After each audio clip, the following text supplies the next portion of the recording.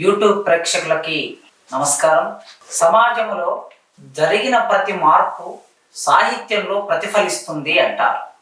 సాహిత్యం సమాజాన్ని మార్చుతుందా, సమాజం సాహిత్యాన్ని మార్చుతుందా అంటే ఎప్పుడైనా సరే సమాజమే సాహిత్యం మీద ప్రభావం వేస్తుంది. సమాజంలో జరిగే ఆర్థిక, రాజకీయ, సామాజిక ఉద్యమాలు సాహిత్య పోకడలని, సాహిత్య సంప్రదాయాన్ని, సాహిత్య సంవాదాన్ని ప్రభావితం చేసి మార్పుకు గురి చేస్తాయి.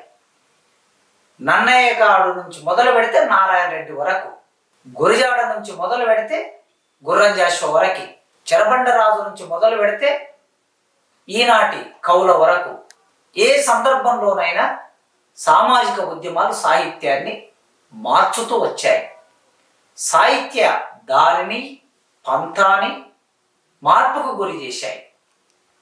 ఆ క్రమంలో చూస్తే తెలుగు నేల మీద ఎన్నడూ సాహిత్యములో తమ జీవితాలు ప్రస్తావనకి కూడా నోచుకొని సామాజిక సమూహం సాహిత్యంలోకి ప్రవేశించింది. అట్లాంటి సామాజిక సమూహం చరిత్ర ఒక్కసారి చూసినప్పుడు 1970ల తర్వాత దళిత పాంథర్స్ అనే ఒక ఉద్యమం దేశవ్యాప్తంగా వచ్చినప్పుడు ఆ దళిత పాంథర్స్ అనే ఉద్యమ ప్రభావంతో తెలుగు నేల మీద దళితులు తమ జీవితాలని అక్షరీకరించడం మొదలుపెట్టారు. తమ జీవితాలను కవిత్వీకరించడం మొదలుపెట్టారు. కథగా మలచడం మొదలుపెట్టారు. పాటగా మలచడం మొదలుపెట్టారు. ఆ క్రమంలో, ఆ నేపథ్యంలో 1985 జూలై 17వ తారీఖు ఒక గీటురాయి, ఒక మైలురాయి. దేశంలో మనుషులందరూ సమానమే అని రాజ్యాంగం చెప్తుంది. కానీ రాజ్యాంగం అమలయ్యే దగ్గర, చట్టం అమలయ్యే దగ్గర మనుషులందరూ సమానం కాదని ప్రతి సందర్భం ఎదురొచ్చి నిలబడుతుంది, ప్రశ్నిస్తుంది. కారంచెడు గ్రామంలో మాదిగ పల్లెలో నివసించే ప్రజలు తాగే చెరువులో పై కులస్తులు ఆ నీళ్లను మలినం చేసినప్పుడు, ఇవి మేము తాగే నీళ్లు కదా, మా నీళ్లను మలినం చేస్తారా, పశువులకి, ఎద్దులకి దానబెట్టిన బుట్టలను తీసుకెళ్లి మా చెరువులో కడుగుతారా అని ప్రశ్నించినందుకు అక్కడి దళిత పల్లె మీద దాడి చేసి చంపేశారు. భారత రాజ్యాంగం అమలులోకి వచ్చింది. దేశానికి స్వాతంత్రం వచ్చింది. ఎన్నో చట్టాలు వచ్చాయి. ఈ అన్నిటి నేపథ్యంలో దళితుల పరిస్థితి ఎక్కడ ఉందంటే నీళ్ళు అడిగితే చంపేసే దగ్గర ఉంది. ఈ దేశంలో మేము మనుషులమైన ప్రకటించుకునే ఒక అనివార్యమైన స్థితి దళిత మేధావులకి, దళిత కవులకి, దళిత రచయితలకి కలిగింది, వచ్చింది. ఆ క్రమంలోనే కారంచెడులో పారిన మాదిగ పల్లె నెత్తురు, మాదిగల నెత్తురు కవుల కవిత్వంలో ఇంకుగా మారింది. దళిత కవిత్వం వచ్చింది. ఈ సమాజాన్ని నెత్తుట్లో అద్ది రాయటం అనేది ఒక పోరాట నేపథ్యం నుంచి వస్తుంది. కనుక ఆ పోరాట నేపథ్యం కవిత్వాన్ని ముందుకు తీసుకొచ్చింది. 1980-85 దళిత కవిత్వం కాలము అని చెప్తారు. ఈ దశాబ్దం నాది అని ప్రకటించుకోగలిగారు దళిత కవులు. 1980ల నుంచి దళిత కవిత్వం వచ్చిన తర్వాత తెలుగు సాహిత్యం పునర్మూల్యాంకనం చేయవలసిన అనేక ప్రశ్నలు వచ్చాయి. తెలుగు సాహిత్యంలో దళితుల పాత్ర ఏమిటి, తెలుగు సాహిత్యంలో దళితుల ప్రస్తావన ఎక్కడ అని నన్నయ్య నుంచి మొదలుపెట్టి గురిజాడ, శ్రీశ్రీ మహాకవులందరినీ దళిత కవులు ప్రశ్నించారు. ఆ ప్రశ్నలు ఎంత దూరం వెళ్ళాయంటే పైవాడిని మీద వేసిన ప్రశ్న తమ కింది వాళ్ళ మీద కూడా, కింది వాళ్ళు కూడా ప్రశ్న వేస్తారు అనే అంత చైతన్యం వాళ్ళకెళ్ళింది. ఆ నేపథ్యంలోనే 1994లో మాదిగ దండోరా ఉద్యమం పుట్టింది. దళిత ఉద్యమ ప్రస్థానం, దళిత ఉద్యమ చైతన్యం ఒకచోట ఆగలేదు. ఆ చైతన్యం మాదిగపల్లెకి పాకింది. ఆ మాదిగపల్లె చైతన్యమైంది. ఆ మాదిగపల్లె రాజ్యాంగం కల్పించిన వాటా, రాజ్యాంగం కల్పించిన రిజర్వేషన్ ఫలాలు మాకు సమానంగా దక్కాలి అనే ఒక న్యాయమైన డిమాండ్ను ఈ సమాజం ముందు ఉంచారు. 1994 జూలై 7వ తారీఖు నాడు ఈ ఉద్యమం మొదలైంది. ఈ ఉద్యమం ఒక 20 మంది యువకులు కలిసి మొదలుపెట్టారు. ఈ 20 మంది యువకులకి మందకృష్ణ నాయకుడయ్యాడు. ఈ మందకృష్ణ నాయకత్వంలో జరిగిన దండోరా ఉద్యమం అది మాదిగ రిజర్వేషన్ పోరాట సమితిగా రూపొందింది. 1996 వచ్చే నాటికి తెలుగు నేలలో ఉన్న మాదిగలందరినీ, లక్షల మంది మాదిగలు ఏకం చేసి హైదరాబాదు నడిబొడ్డుకు పట్టుకొచ్చింది. ఆ హైదరాబాదు నడిబొడ్డుకు వచ్చిన ఆ మాదిగలు ఈ ప్రభుత్వం నిలదీశారు. రాజ్యాంగం కల్పించిన రిజర్వేషన్ ఫలాలు 15% ఎస్సీ రిజర్వేషన్ ఫలాలు మాకు దక్కటం లేదు, మేము ఏ 20%, 25%, ఏ 30% మాత్రమే ఉపయోగించుకున్నాం అనే ఒక ఉద్యమం నిజాం కాలేజ్ గ్రౌండ్స్లో, జింకానా గ్రౌండ్స్లో, ఒంగోలు పట్టణంలో, విశాఖపట్టణంలో, నెల్లూరు పట్టణంలో, మహబూబ్నగర్ పట్టణంలో ఎక్కడ పోతే అక్కడ లక్షలాదిగా మాదిగలు వచ్చి తమ ఆర్తిని, తమ న్యాయమైన కోరికని వెలబుచ్చారు. అప్పుడు సాహిత్యం మౌనంగా ఉంటుందా? కవులు మౌనంగా ఉంటారా? రచయితలు మౌనంగా ఉంటారా?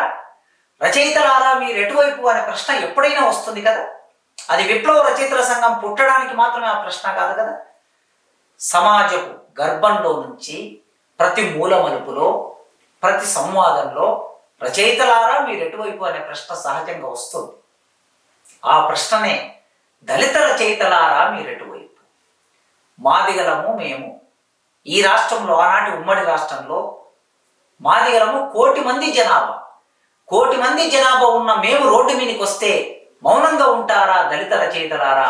మీరు కారంచెడు గురించి రాశారు, చుండూరు గురించి రాశారు, పదిరికుప్పం గురించి రాశారు, దేశంలో ఎక్కడ దళితుల మీద దాడి జరిగితే రాశారు.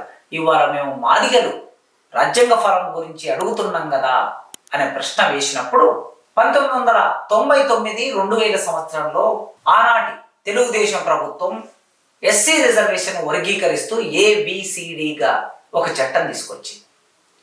ఈ చట్టం ప్రకారం బాగా వెనుకబడిన కులాలు ఏ గ్రూపులో పెట్టారు, మాదిగ వాళ్ళని B గ్రూపులో పెట్టారు, మాదిగల్ని మాదిగ ఉప కులాన్ని, మాలల్ని C గ్రూపులో పెట్టారు, ఆది ఆంధ్రుల్ని D గ్రూపులో పెట్టారు.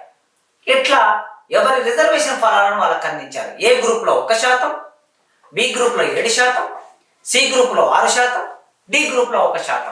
ఎవరి ఫలాలు వాళ్ళు సమానంగా పంచుకోవాలి, రిజర్వేషన్ ఫలాలని అభివృద్ధిలోకి రావాలని ఆనాటి చట్టం ముందుకొచ్చింది. అయితే ఆ చట్టాన్ని కొందరు సుప్రీంకోర్టులో ఛాలెంజ్ చేశారు. సుప్రీంకోర్టులో ఛాలెంజ్ చేస్తే 2004 నవంబర్ 5వ తారీఖున సుప్రీంకోర్టు ఆ చట్టాన్ని కొట్టేసింది. ఆ చట్టాన్ని కొట్టేసిన తర్వాత మాదిగ సమాజం, మాదిగ వాడలు శోకసంద్రంలో మునిగిపోయాయి. వర్గీకరణ వలన రిజర్వేషన్ ఫలితాన్ని అందుకొని, సామాజిక న్యాయం అందుకొని ఒక 23,000 మందో 24,000 మందో ఉద్యోగాల్లోకి వచ్చారు మాదిగ బిడ్డలు. మాదిగలు, మాదిగ ఉపకులాల ఉద్యోగాల్లోకి వచ్చారు. ఆ ఉపకులాల బిడ్డల ఆర్తిని, ఆవేదనని, బాధని, కన్నీళ్ళని ఎన్లూరి సుధాకర్ కావ్యగానం చేశాడు. వర్గీకరణీయం అనే పేరు మీద కావ్యగానం చేశాడు. ఎన్లూరి సుధాకర్ మనందరికీ తెలుసు. తెలుగు నేల మీద దళిత కవిత్రయంలో ఎన్లూరి సుధాకర్ ఉన్నాడు. ఒక మద్దూరి నగేష్ బాబు, సతీష్ చందర్, ఎన్లూరి సుధాకర్ వీళ్ళ ముగ్గురిని దళిత కవిత్రయం అనుకుంటే ఆ దళిత కవిత్రయంలో ఎన్లూరి సుధాకర్ ఉన్నాడు. ఎన్లూరి సుధాకర్ వృత్తిరీత్యా ప్రొఫెసర్, తెలుగు ప్రొఫెసర్. ఆనాడైన తెలుగు యూనివర్సిటీ రాజమండ్రి పీఠంలో పనిచేస్తున్న కాలంలో ఈ పుస్తకాన్ని రాశాడు. సాహిత్యం మీద, సమాజం మీద, సామాజిక ఉద్యమాల మీద స్పష్టమైన అవగాహన ఉండి, ఎక్కడ సామాజిక న్యాయం ఉంటే ఆ సామాజిక న్యాయంకు నిలబడి కవి రాయటం తన బాధ్యతగా భావించినవాడు. కష్టజీవికి ఇరువైపులా ఉన్నవాడే కవి అని శ్రీశ్రీ అన్నట్లు బాధపడుతున్నవాడు, న్యాయం కోరుతున్నవాడు, రోడ్డు మీద దండోర వేస్తున్న వాడి వైపు నిలబడి రాయటమే కవి బాధ్యత అని ఎన్లూరు సుధాకర్ గుర్తించాడు. ఇవాళ ఎన్లూరు సుధాకర్ లేడు, అమరుడయ్యాడు. అతి చిన్న వయసులో 60 ఏళ్ళు దాటక ముందే అమరుడయ్యాడు. ఈ సమాజం విసిరిన అనేక సవాళ్లలో భాగంగా ఆయన సవాళ్ళను స్వీకరించాడు, ఎదుర్కొన్నాడు, నిలబడ్డాడు. కానీ ఆ గుండె ఎక్కువ కాలం ఆయనకు సహకరించలేదు. ఆయన అమరుడయ్యాడు. కానీ ఆయన రాసిన అక్షరం ఇది ఎప్పటికీ నిలబడుతుంది. ఈ అక్షరం నశ్వరమైంది, ఈ వర్గీకరణీయం నశ్వరమైంది. ఇందులో సామాజిక న్యాయం అనే డిమాండ్ ఎంత వాస్తవమో ఆయన అక్షరం కూడా అంతే వాస్తవం. ఆయన ఈ అక్షరం ఎంత నశ్వరమైందో సామాజిక న్యాయ డిమాండ్ అంతే సహజమైనది. ఆ సహజమైన ఈ పుస్తకంలో ఏం రాశాడో ఒక 20 ఏళ్ల తర్వాత మనం వెనక్కి తిరిగి చూసుకుంటే మనకు అర్థమవుతుంది. 20 ఏళ్ళ కిందటి అక్షరం ఇవాళ ఏం నేర్పిస్తుంది సమాజానికి?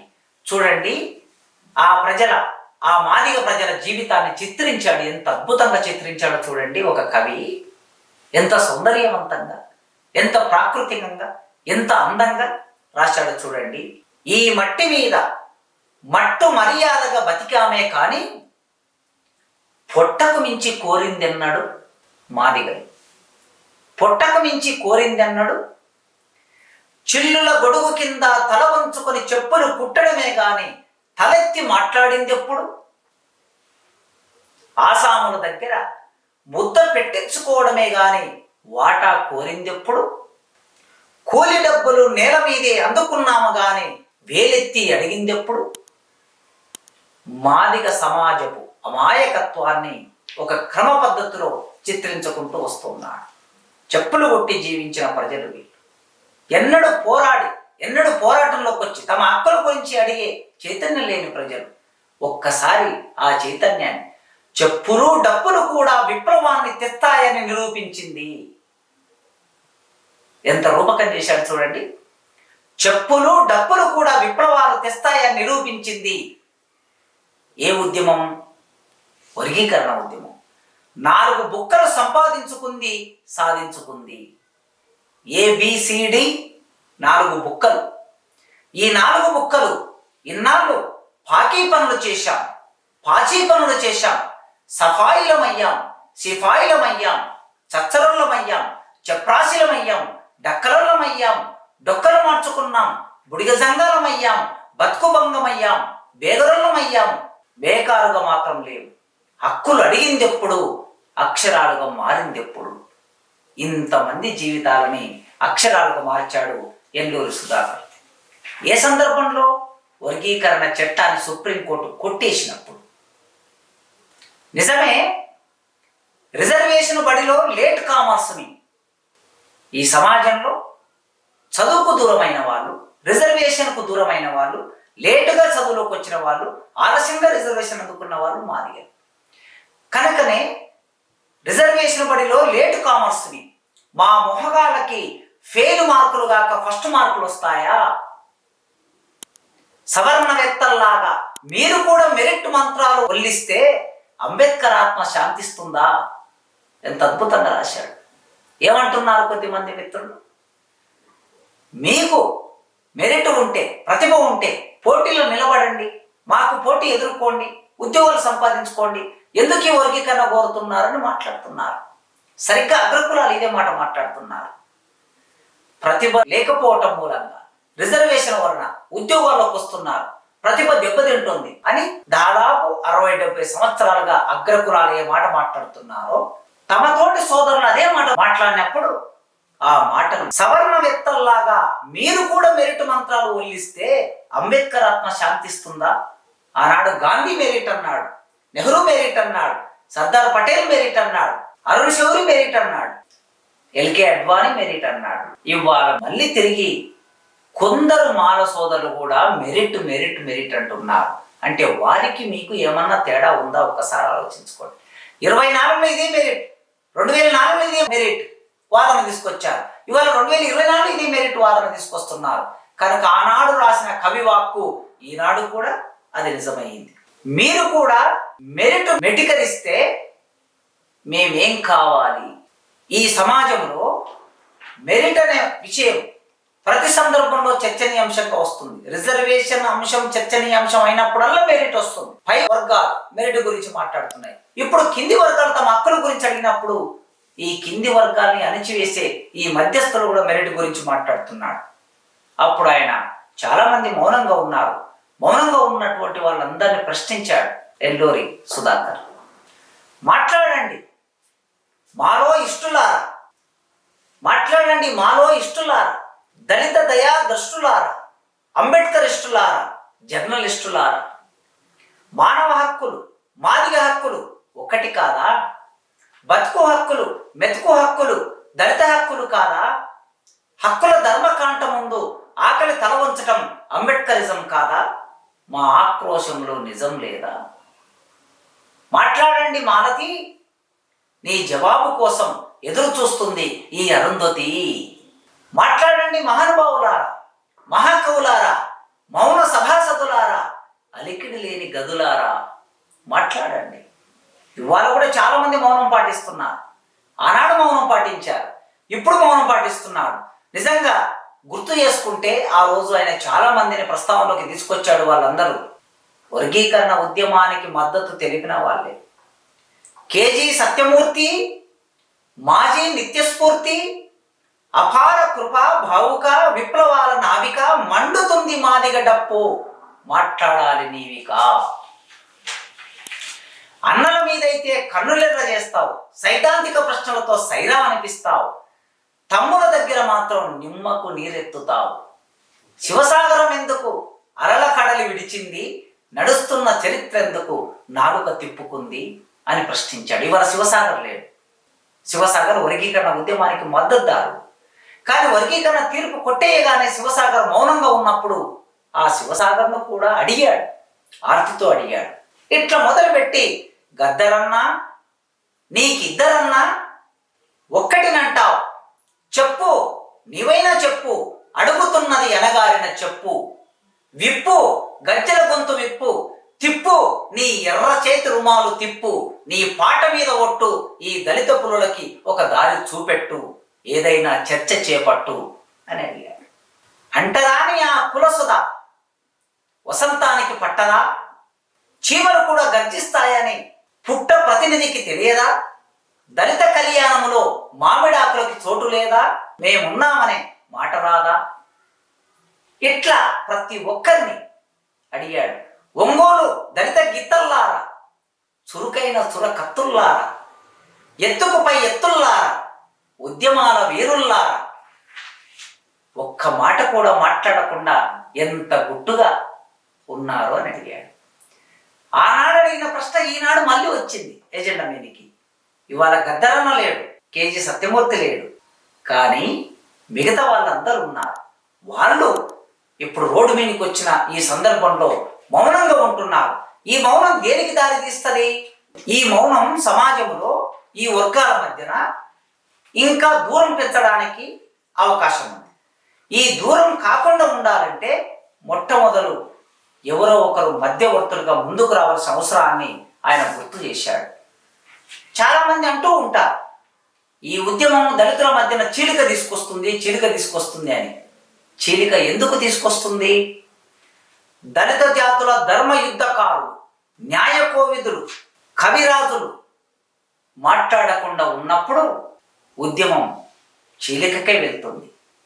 ఈ మనుషుల మధ్యన ఐకమత్యం తీసుకురావాలి. మాట్లాడండి సోదరులారా, మాకంటే ముందు మాట నేర్చారు కదా, మాటకి మాట మాట్లాడటం మాకంటే బాగా తెలుసు కదా, ధర్మశాస్త్రాలు వల్లించడానికి ధర్మరాజులం కాము, న్యాయపీఠాన్ని నిలదీసేందుకు న్యాయ కోవిదులం కాము, మా కోసం ముందుకొచ్చే వాళ్ళెవరు, బంధు పాటించే వాళ్ళెవరు, విందులో కూర్చున్న వాళ్ళెవరు? ఇప్పుడు ఆ క్యాలెండర్ వైపు చూస్తూ ఉంటే ఆ క్యాలెండర్లో తారీఖు మారినట్లే మా జీవితాల్లో వచ్చిన ఉద్యోగం కోల్పోతామేమని భయమేస్తుంది అని ఆ భయాన్ని కూడా ప్రకటించాడు. కనుక కవి ఎప్పుడైనా సమాజాన్ని నిత్య చైతన్యం చేస్తూ, సమాజాన్ని అక్షరీకరిస్తూ, సమాజంలో మనుషుల భావోద్వేగాలని కావ్యంగా మారుస్తూ చైతన్యాన్ని ముందుకు తీసుకొస్తూ ఉంటారు. ఇవాల్టి ఈ సందర్భంలో మళ్ళొక్కసారి వర్గీకరణ అంశం ఇంత చర్చనీయాంశంగా మారినప్పుడు వర్గీకరణీయం అనే పేరు మీద ఎన్నూరు సుధాకర్ రాసిన ఈ కావ్యాన్ని చదవాల్సిన అవసరం ఉన్నది.